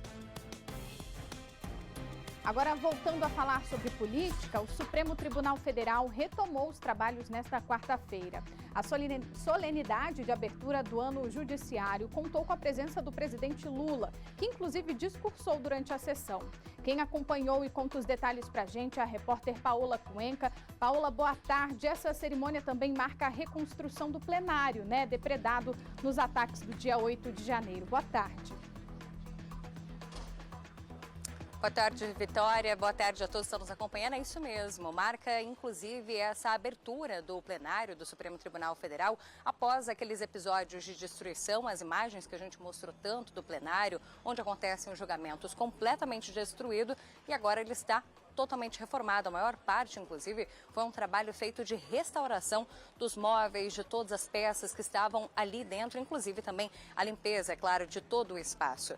E foi uma cerimônia que foi muito marcante, porque geralmente esse evento de abertura do ano do Judiciário é um evento praxe. Só que por conta do 8 de janeiro e dessa reconstrução do plenário do STF, virou um momento de se firmar bastante entre os poderes essa necessidade de defesa da democracia. Tanto é que a ministra-presidente Rosa Weber foi a primeira a discursar. Ela falou bastante sobre como houve um ódio irracional, também uma intenção golpista, um fanatismo e fundamentalismo que moveram essas pessoas que causaram toda essa depredação. Em um momento em que ela foi aplaudida por todos os presentes, ela mencionou que se houver qualquer tipo de dúvida a respeito de todo o discurso dela, ela diz que em nome do Supremo Tribunal Federal, uma vez erguida da Justiça à Clava Forte sobre a violência cometida no dia 8 de janeiro, os que a conceberam, os que a praticaram, os que a insuflaram ou as que a financiaram serão responsabilizados com o rigor da lei nas diferentes esferas. Como você mencionou, o presidente da República, Luiz Inácio Lula da Silva, também esteve presente e discursou. Ele foi o último, inclusive, a falar nessa sessão solene de abertura do ano judiciário. Lula falou em vários momentos sobre como o Supremo Tribunal Federal teve uma atitude muito corajosa diante de diversas situações que aconteciam aqui dentro do governo e também situações que eram levadas ao Supremo Tribunal Federal. Ele mencionou, abre aspas, naquele dia 8 de janeiro, a violência e o ódio mostraram a sua face mais absurda, o terror. Não foi um episódio nascido por geração espontânea, mas cultivado em sucessivas investidas com o objetivo de sustentar um projeto autoritário de poder. Ele seguiu reforçando sobre a importância do papel do STF e mencionou que daqui desta sala, contra a qual se voltou mais concentrado o ódio dos agressores, já que o STF foi o prédio que foi mais destruído por esses invasores, ele diz que partiram decisões corajosas e absolutamente necessárias para enfrentar e deter o retrocesso, o negacionismo e também a violência política. Por outro lado, a gente viu o Procurador-Geral da República, Augusto Aras, também estava presente nesse evento, fazer uma defesa sobre a atuação do Ministério Público Federal, que é tão criticado, inclusive, sobre diversos processos que analisou dentro do governo de Jair Bolsonaro.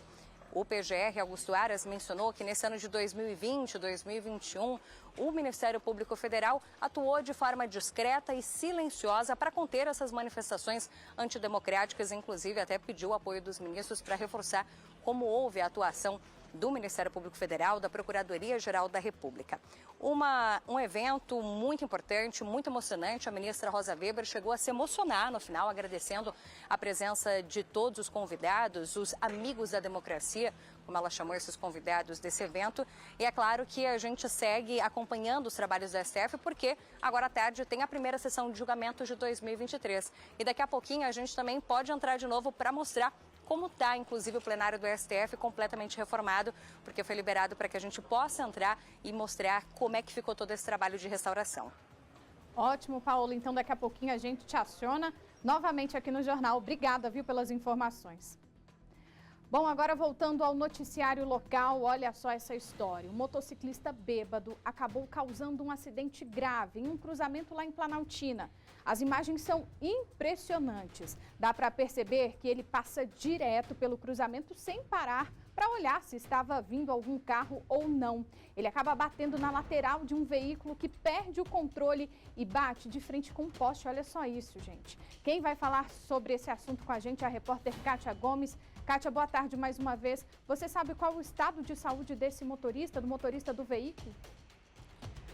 Oi, Vitória. Olha, por incrível que pareça, o estado de saúde dele é bom, ele não teve graves ferimentos, mas claro, né, fica aquele trauma. Inclusive, ele está aqui ao meu lado, né, ele se dispôs a participar dessa entrada ao vivo justamente para falar sobre esse absurdo, né, porque ele foi atingido por um motociclista que estava embriagado. Esse caso foi ontem, a imagem mostra aí, né, o momento em que ele passa pela pista e o motociclista que vem numa avenida que não era preferência dele, ele vai e bate direto no veículo. Eu vou conversar aqui agora com o Marco Aurélio Correio, que queria também agradecer, né, porque essas imagens do circuito de segurança, elas foram cedidas pelo Eric Borges, que é do Jornal de Planaltina. Ele cedeu para a nossa equipe do SBT Brasília e a gente consegue ver, né, a dinâmica desse acidente.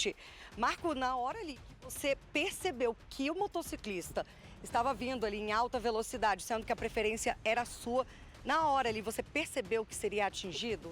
Sim, eu tentei ainda avançar com o carro, acelerei para não ser atingido totalmente. E ele pegou no banco do passageiro, atrás. Se você não tivesse desviado, você acha que ele teria atingido a sua porta? Sim, ele teria atingido com um impacto muito forte.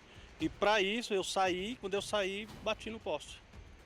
E você teve apenas alguns ferimentos leves, né? Você teve ali um corte na perna, no pescoço, o que foi? Algumas escoriações leves, caco de vidro, quando o vidro explodiu, e aí pegou, e uns cortes superficiais. Graças a Deus, mas o trauma é muito grande. E na hora que você desceu ali, você pensou que o pior poderia ter acontecido com o motociclista? O que você, né, sentiu naquele momento? Eu pensei que ele tinha falecido, que ele estava lá, ele não se mexia, não se movia. A esposa dele gritando muito, gritando, desesperada. E eu tentei sair pela porta do motorista, à esquerda, e ela estava travada por causa do impacto. Então eu saí pela direita para tentar socorrer. Mas depois ele começou a se acordar e tentou sair da cena porque ele estava alcoolizado. O vídeo aí confirma. E aí os bombeiros foram até o local, inclusive tentaram socorrer esse motociclista e ele, por estar bêbado, ele se recusou, né, qualquer atendimento ali. Exatamente, ele não queria o atendimento médico e a polícia o conduziu para a delegacia e onde ele está preso até agora. E a mulher dele, ela chegou a fraturar uma perna. Isso, a perna direita dela, ela estava gritando com muita dor. O bombeiro tentou fazer o procedimento, mas ele não conseguiu. Quando ele tocava, ela gritava muito. E aí ele acionou o SAMU veio e o levou ela. No hospital, né? Agora, a situação, o motociclista foi preso, né, continua preso, não pagou a fiança que você me contou, que foi estipulada em R$5.000. E você está vendo como que vai ficar esse prejuízo. Seu carro foi muito danificado? Muito. A parte da frente, a parte do motor, a parte da lataria, foi um dano muito alto, prejuízo muito alto. E temos que correr atrás agora, né? Pelas vias aí do juízo, a justiça. A gente tem que correr atrás. Um cidadão de bem tem um prejuízo, tem que correr atrás por causa de uma pessoa alcoolizada. Me conta, o que você estava indo fazer naquele momento que você estava passando pela avenida? Eu estava indo, é normal. Eu sempre passo ali porque é caminho onde eu vou buscar minha esposa, que estava no trabalho dela. Então ela fecha a loja às 6 horas, às 18 horas da tarde, e aí eu fui buscar. Então 5h40, 5h45 eu estou passando ali, naquele mesmo horário, sempre no mesmo horário. Ali já é o caminho. E você já tinha visto algum acidente assim, alguma situação desse jeito, da pessoa não parar ali na faixa, né, e deixar a preferencial? Já vi outras colisões lá de carros, nesse mesmo local. Mas da onde ele veio, eu já vi acidentes lá. Inclusive o proprietário disse que instalou as câmeras justamente por causa disso, porque o número de acidentes ali é grande. E na hora que você estava ali, né, você ficou preocupado com esse motociclista que atingiu o seu carro? Você nem imaginava que ele tinha bebido? Não, a gente não tem noção, né? Só depois que começaram as pessoas a conversar com ele, não estava conseguindo falar, eles sentiram o odor do álcool. E aí quando eles começaram a sentir, eles mudaram o ânimo deles. Eles queriam socorrer, daqui a pouco eles queriam era agredir o motociclista. Ainda bem que chegou a guarnição da polícia e os bombeiros. Então a polícia militar acabou evitando que esse motociclista fosse espancado ali por populares. A população já está indignada com esse tipo de coisa recorrente, as pessoas que usam álcool e pegam em direção, pegam motocicletas e parte aí para o trânsito. O prejuízo é para as pessoas de bem que não fazem o uso disso. Como é que você se sente, né, depois desse acidente, depois que você viu essas imagens que são muito chocantes? Você acha que foi realmente um livramento porque você acabou atingindo de frente o poste? Em primeiro lugar, é Deus guardando a nossa vida, né? Estamos com saúde, vamos correr atrás do prejuízo. E a gente, ainda bem que Deus protege a gente. Porque se não fosse, como você disse, é um livramento mesmo. Eu recebi um livramento ontem. A sua família ficou toda preocupada, você estava sozinho no carro. Exatamente. Todos os familiares, eu tentei ligar para um, para outro, e aí, para confirmar, a minha filha teve a ideia de tirar foto e mostrar que eu estava bem. Porque todos estavam preocupados, né, com esse tipo de coisa, que geralmente o trágico pode acontecer, né? Não sei se a gente consegue mostrar, porque você está de calça, né? Mas, Vitória, ele teve um corte na perna. Vê se você consegue levantar para a gente. Não foi nada muito grave, não, mas ele teve um corte nas duas pernas. Esses cortes foram causados pelos estilhaços dos vidros. Não foi isso, Marco? Aqui, ó, ali a gente vê na perna direita tem um corte, nessa outra perna aqui também tem alguns cortes aqui em cima. E aqui atrás, né, no pescoço, ficou um pouco vermelho. Justamente foi da pancada, né, da batida no poste. Você pode só virar aqui um pouquinho, aqui atrás para mostrar? Olha aqui atrás, licença, tá um pouquinho vermelho, não sei se dá para perceber direito, mas todos esses ferimentos, né, esse das costas foi da pancada. Exatamente. Graças a Deus foram superficiais, foram leves, né? Mas a gente fica preocupado com esse tipo de atitude dessas pessoas. Poderia ser trágico, eu poderia não estar aqui, mas graças a Deus, Deus me deu o livramento e estou aqui. Agora, nessa situação, ele foi preso, R$5.000 de fiança ainda não pagou, continua preso, pode até ser que ele não tenha condições. Mas, claro, você tem que buscar os seus direitos na justiça. E é o que eu vou fazer, vou buscar os direitos que a gente vai correr atrás disso. E de alguma forma, né, possa ser que ele venha pagar ou não, mas a gente vai correr atrás dos direitos. E pela imagem é impressionante e até ele conseguiu ali um livramento, porque se fosse ali talvez na coluna do veículo, pode ser que tenha sido assim muito grave a batida, talvez ter levado até a morte. Ele não estaria aqui mesmo. Eu acelerei o carro tentando sair dele e aí a velocidade o carro foi para a direção do poste. Na direção do poste, né? E aí eu fiquei preocupado com essa parte dele ser atingido justamente pela coluna. Se ele tivesse pego a coluna do carro, ele tinha falecido na hora, quebrava o pescoço. Só a esposa dele que teve ali uma situação um pouco mais grave, ela acabou fraturando a perna.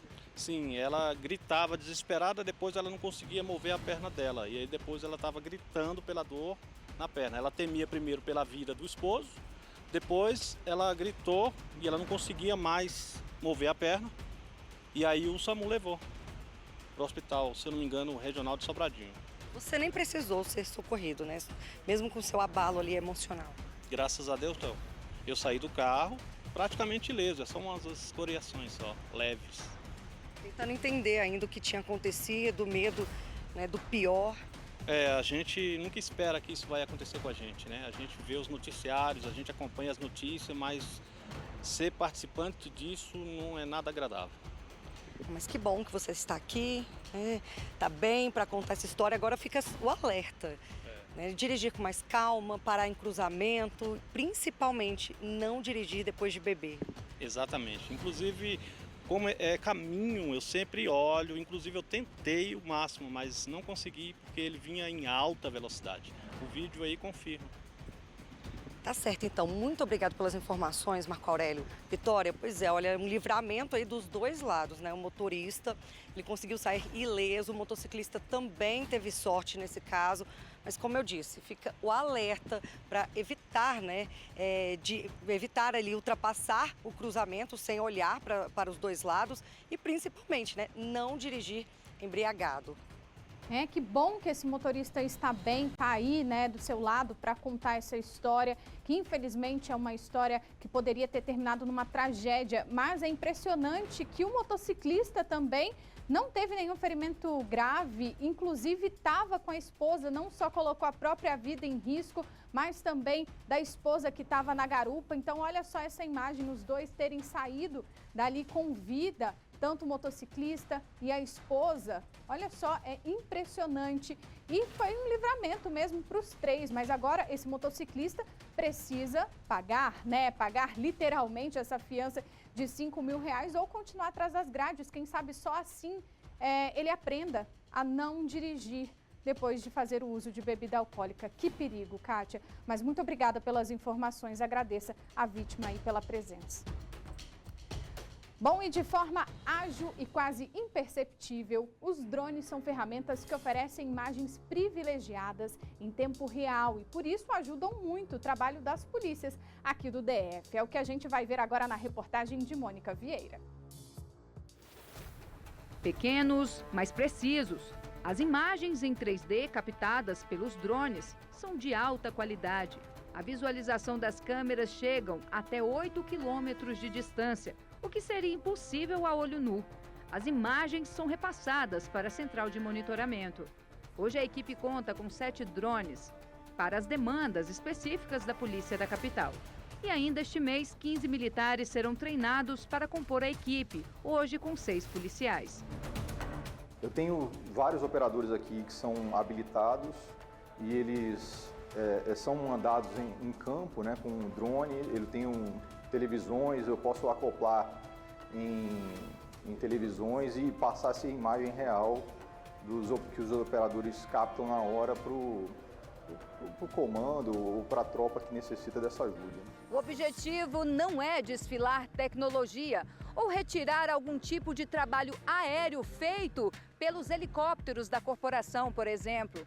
Os drones vieram como uma espécie de plus para ajudar na captação de imagem e na tomada de decisão. Isso com custo quase zero. Apesar de toda a tecnologia, o comando da Bavop explica que a ferramenta é essencial e facilita muito o trabalho. Das diversas operações que nós trabalhamos, atuamos no dia a dia, e ele serve para assessorar a tomada de decisão do comandante ou das tropas que estão atuando naquela região. Então, eu tenho uma informação em tempo real do que está acontecendo com as imagens que são capturadas.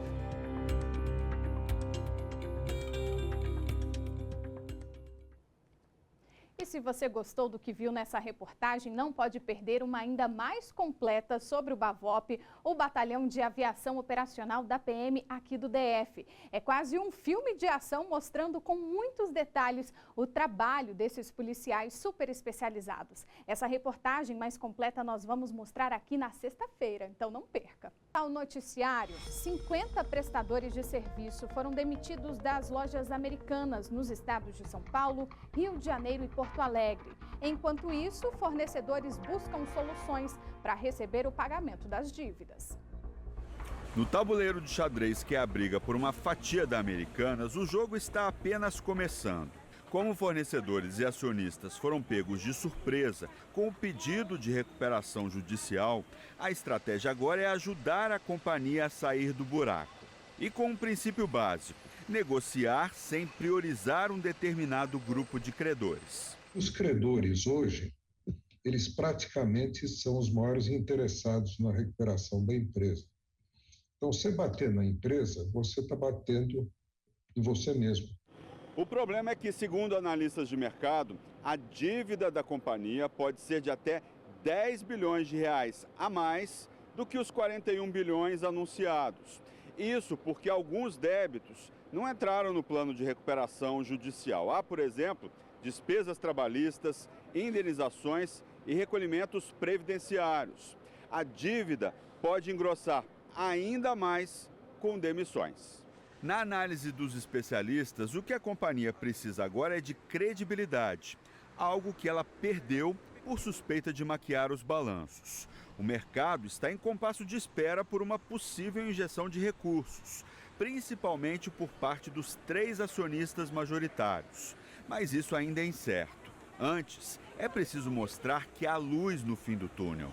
Achar que por algum milagre alguém vai botar bilhões e bilhões de dinheiro numa empresa que, como você diz, é um avião em queda, não vai acontecer. É preciso mostrar, sim, que ele está estabilizado, que as turbinas estão funcionando. É um efeito bola de neve. Enquanto o mercado desconfia da capacidade de pagamento da Americanas, fornecedores tendem a endurecer as negociações. Os próprios fornecedores vão exigir uma condição de pagamento melhor. A confiança com a Americanas praticamente acabou. Então, para receber produto, para vender, os fornecedores vão exigir mais. E sem caixa, infelizmente, nenhuma empresa consegue sobreviver. Agora, falando sobre saúde, pesquisadores de uma Universidade Federal da Bahia concluíram que a aplicação de 3 doses ou mais da vacina contra a Covid-19 produz um aumento considerável da eficácia contra a variante Ômicron. Como ainda não chegou aos 60 anos, nem tem a imunidade comprometida, Dona Maria não pôde receber a 5ª dose da vacina contra a Covid-19, disponível para estes 2 grupos de risco, mas está de olho. A gente precisa, estar imune de qualquer doença, seja a Covid, que já levou muita gente, inclusive já levou muita gente da minha família. O problema é que nem todo mundo tem a mesma preocupação, como explica o enfermeiro do posto onde Dona Maria tentou tomar a vacina. A gente fazia em torno de 200 a 300 aplicações por dia.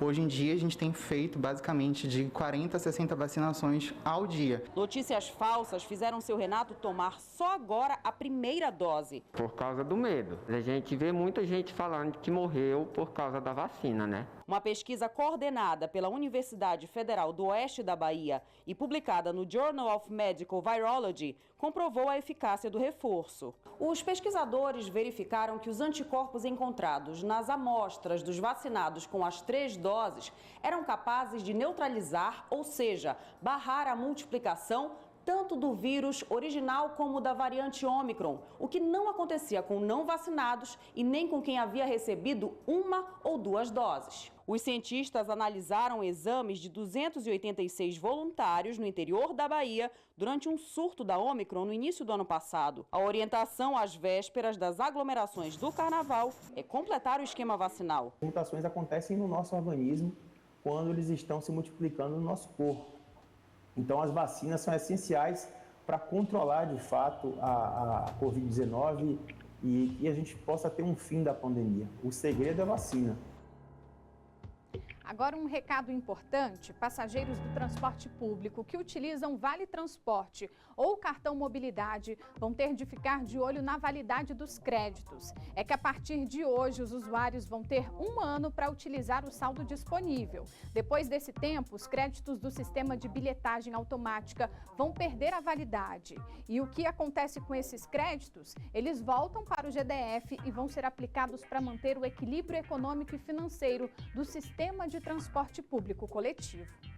Agora um destaque internacional: o secretário de Estado americano visitou a Cisjordânia, onde se encontrou com a presidente da Autoridade Palestina. Os Estados Unidos voltaram a pedir o fim da escalada da violência com Israel e defenderam a criação de 2 estados. O líder da autoridade palestina disse que está disposto a retomar o diálogo com Israel.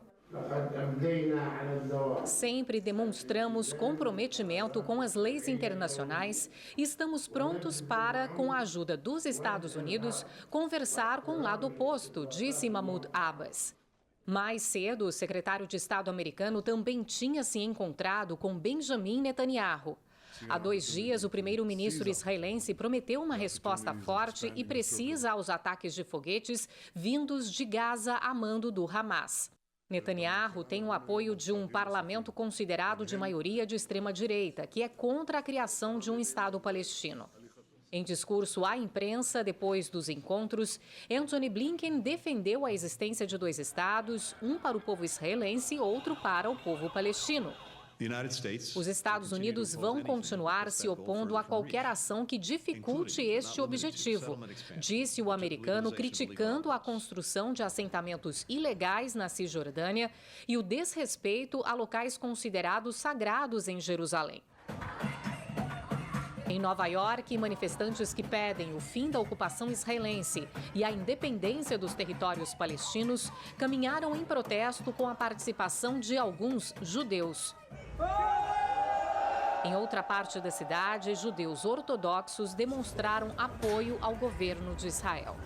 O presidente americano condenou a escalada da violência e defendeu que os ânimos se acalmem dos 2 lados para que o diálogo seja restabelecido. Além do secretário de Estado, os Estados Unidos também enviaram o conselheiro de Segurança Nacional e o diretor da CIA. E mais de 220 municípios gaúchos já declararam situação de emergência por causa da seca que atinge o estado. O prejuízo de agricultores e pecuaristas passa de 5 bilhões de reais. Em Santana do Livramento, na fronteira oeste gaúcha, o pasto secou e um açude de uma propriedade desapareceu. Em Uruguaiana, na mesma região, animais morrem de sede. Dos 31 dias de janeiro, em 23, a temperatura máxima ficou acima de 35 graus. E em 7 dias, ela oscilou ao redor dos 40 graus. Em Santa Maria, no centro do Rio Grande do Sul, a estiagem afeta lavouras de soja e milho.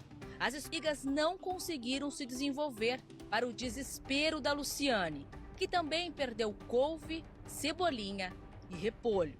É complicado, porque a gente tem contas a pagar e banco não espera, né?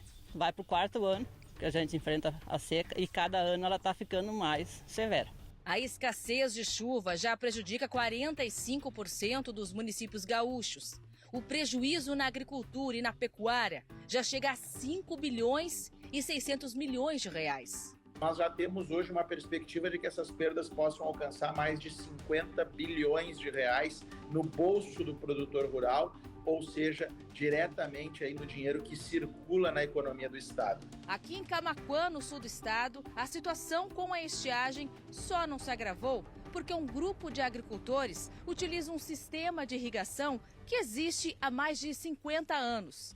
Parte da água que sai desta barragem é direcionada a mais de 600 propriedades rurais da região. Seu Volzear é um dos produtores beneficiados. Ele planta arroz, que já é irrigado, além de milho e soja, que este ano, pela primeira vez, receberam a irrigação, justamente para fugir dos perigos do clima seco. Eu acho que nós temos água por todas as propriedades, uma distribuição capilarizada de água dentro dessas 60 mil hectares. Então a gente entende que a irrigação para nós aqui é um grande facilitador. E o número de acidentes envolvendo crianças e adolescentes aumentou 25% durante as férias escolares. Com 3 crianças cheias de energia, os meses de férias na casa do Emerson são sempre de muita atenção. E tudo pode acontecer, né? Porque eles são muito ativos. Então, um momento de descuido acontece acidentes. Não à toa, isso já faz parte do histórico da família. A caçula Esther, de 5 anos, já foi parar no hospital por ter engolido uma moeda. Henri, de 8, prendeu o dedo em uma porta. E o mais velho, Elvis, de 11 anos, quebrou uma janela com um chute. Por sorte, não foi nada grave. Mas nem sempre os acidentes se tornam apenas histórias de família. Um levantamento feito pela Sociedade Brasileira de Pediatria, com base em informações do DataSUS, mostra que anualmente são registrados no Brasil 200 mil acidentes domésticos com crianças e adolescentes.